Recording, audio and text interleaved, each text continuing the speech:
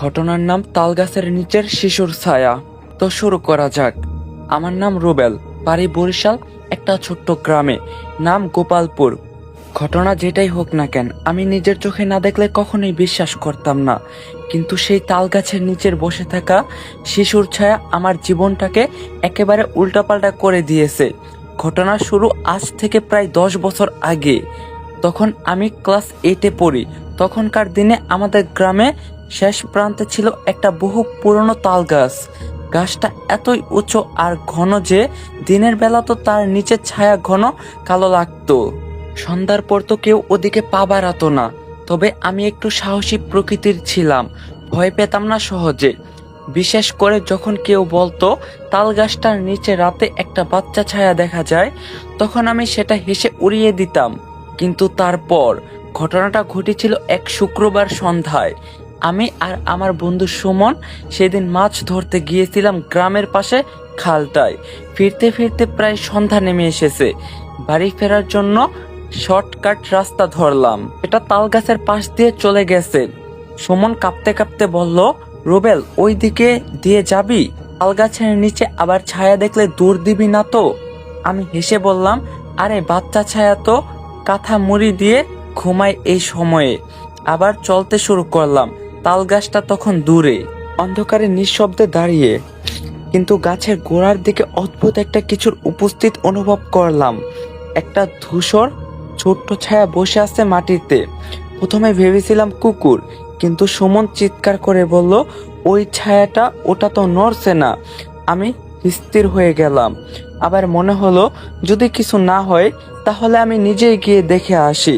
সুমন কেঁদে ফেললো, প্লিজ যাস না রুবেল ভাই, ওটা মানুষ নয়। আমি কান্না দিয়ে ধীরে ধীরে এগোতে লাগলাম। ছায়াটা তখন বসে, মাথাটা সামনের দিকে নিচু, আর হাতে কেমন যেন একটা পুরনো খেলনা পুতুল ধরে রয়েছে। আমি কাছে যেতেই হঠাৎ সে মাথা তুললো। শীতল শ্বাস বেরিয়ে এলো আমার মুখ দিয়ে। ওটা একটা বাচ্চা, ছেলে বাচ্চা, কিন্তু তার চোখ দুটো একদম কালো। পুতুলটাও যেন আমার দিকে তাকিয়ে হাসছে। আমার পা জমে গেল। আমি সেখানে চিৎকার করে উঠলাম, কে তুই? সাথে সাথে ছায়াটা একটা কাঁপানো গলায় বলল, আমার মা কোথায় ভাইয়া? তারপর সে হঠাৎ গাছের ভেতর ঢুকে গেল, গাছের গুড়ির মধ্য দিয়ে। আমি ধপ করে পড়ে গেলাম। সুমন দৌড়ে এসে আমাকে তুলল। তখন আমার শরীর বরফের মতো ঠান্ডা। কিছুই বলতে পারছিলাম না। একটানা 2 দিন জ্বরে পড়লাম। আমার মা তখন গ্রামের এক কবিরাজ ডেকে আনলেন। তিনি এসে আমার পাশে ধূপ জ্বালিয়ে কাপা কণ্ঠে বললেন, এই বাচ্চাটা আবার সেই ছেলেটার ছায়া দেখছে। এই তালগাছ তো অনেক আগেই খারাপ হয়ে গেছে, ওখানে একটা আত্মা আটকে আছে অনেক বছর ধরে। আমি ভয়ার্ত চোখে তাকিয়ে রইলাম তার দিকে। কে ছেলেটা? মা জিজ্ঞাসা করলেন। বছর 10 আগে যে বাচ্চাটা এই তাল গাছের নিচে খেলা করতে গিয়ে নিখোঁজ হয়েছিল, তার আত্মা এখনো ফিরে আসেনি, কবিরাজ বললেন। আমি রাতে ঘুমাতে পারতাম না। প্রতিদিন স্বপ্নে আমি তাকে দেখতাম। একই প্রশ্ন, আমার মা কোথায়? তালগাছের নিচে আমি প্রতিনিয়ত তার উপস্থিতি অনুভব করতাম, এমনকি দিনের বেলাতেও। আমার চারপাশে একটা অদ্ভুত বিষণ্ণতা নেমে আসছিল। গ্রামে অনেকে বলতে শুরু করলো, রুবেলকে ওই পিশাচে ধরছে। কেউ তো আবার বলতে শুরু করলো, ওর শরীরে এখন অন্য কিছু বাস বেঁধেছে। কিন্তু আমি জানতাম ও ছেলে আমাকে কিছু বলার চেষ্টা করছে।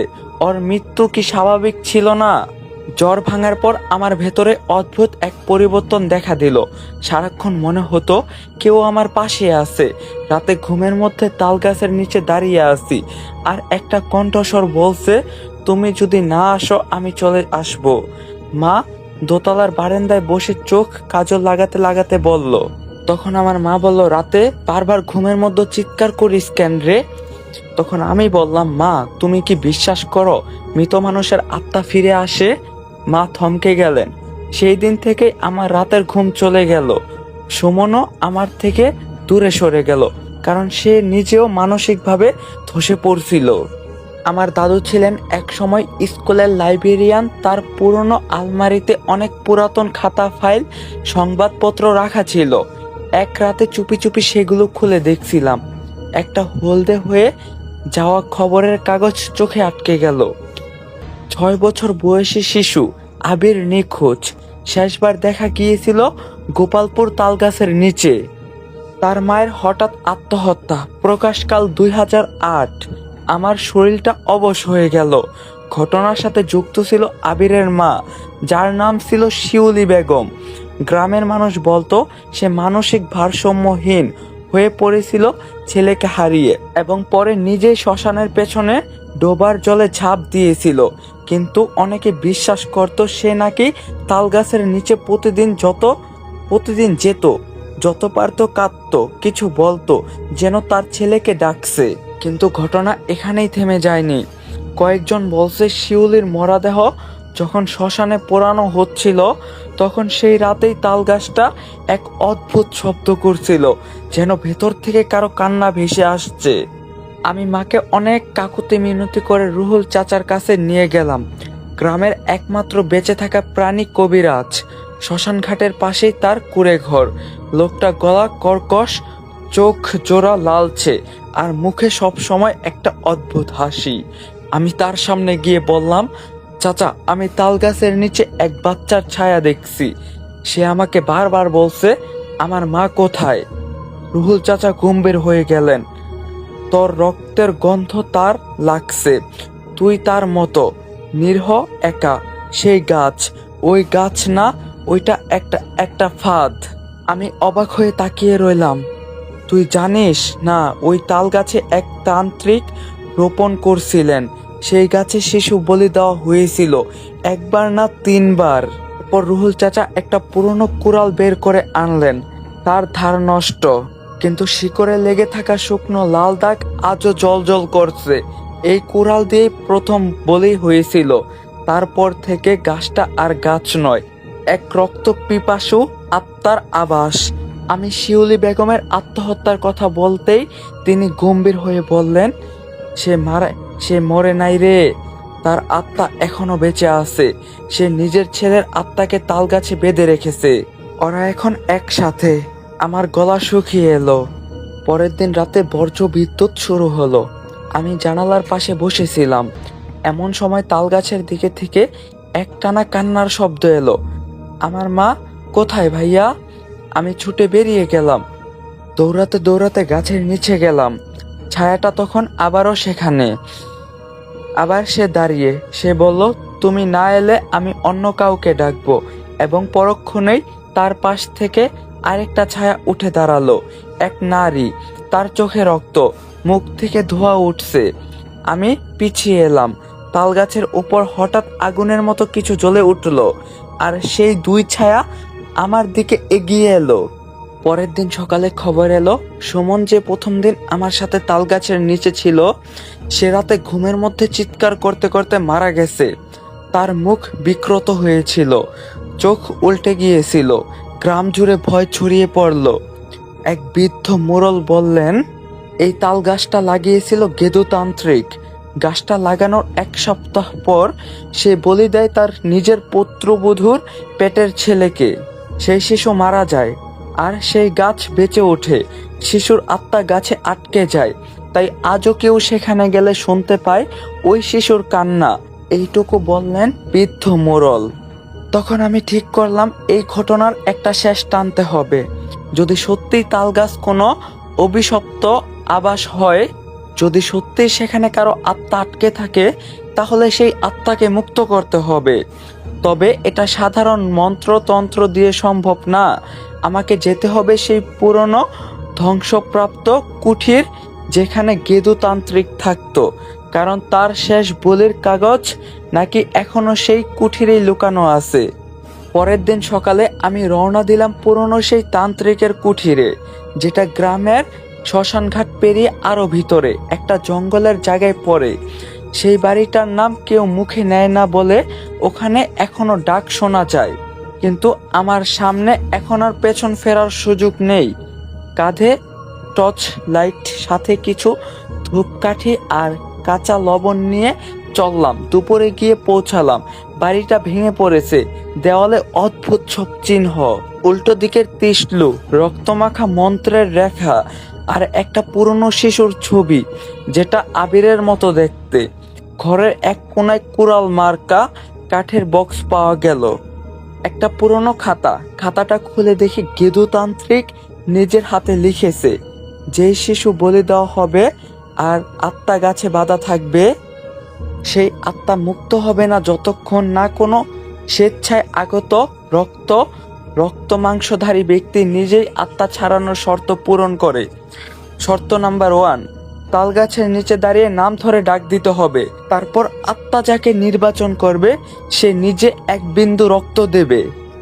আত্মা চাইলে মুক্তি পাবে, না চাইলে দেহ দখল করে নেবে। আমি কেঁপে উঠলাম।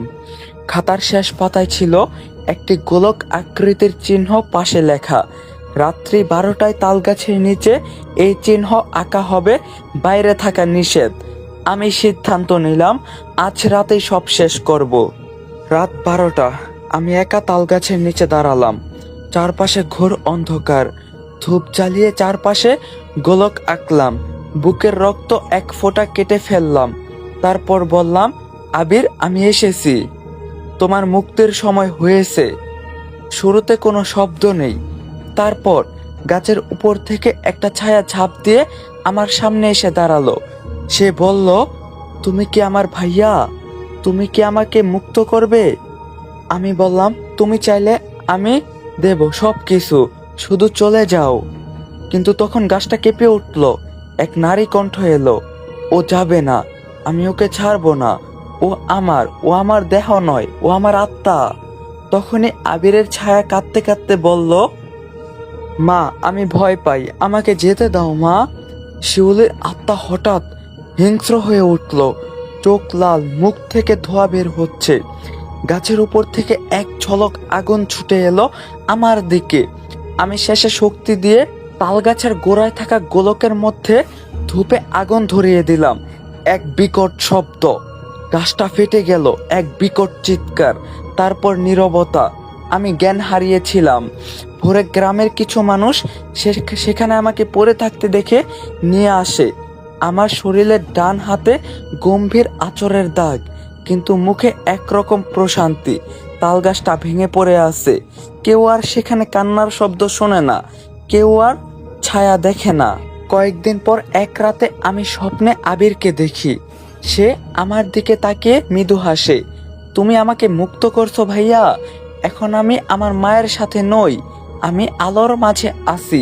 তারপর ধীরে ধীরে মিলিয়ে যায়।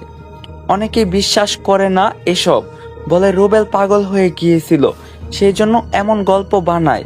কেউ কেউ বলে আসলেই তাল গাছে কিছু ছিল, এখন নেই। কিন্তু আমি জানি আমি কি দেখছি, কি করছি। একটি আত্মাকে আমি মুক্ত করছি। আর যদি আজও কেউ গম্ভীর রাতে তাল গাছের ভাঙা গোড়ার দিকে কান পাতেন, তবে হয়তো শুনতে পাবেন একটা চাপা কণ্ঠস্বর। ভাইয়া, ধন্যবাদ। গাইস, ঘটনাটা কেমন লাগছে অবভিয়াসলি আমাকে কমেন্টে জানাবেন। আর আপনারা এরকম আরো ঘটনা চান কিনা তাও কমেন্টে বলবেন। আর আমার এই চ্যানেলে যদি আপনি নতুন হয়ে থাকেন তাহলে চ্যানেলটা সাবস্ক্রাইব করবেন। আর আমার এই চ্যানেলে সপ্তাহে 3 দিন ভিডিও দেওয়া হয়, শনিবার দিন, সোমবার দিন আর হইতাছে বৃহস্পতিবার দিন। তো আপনারা এই 3 দিন আমার সাথেই থাকুন।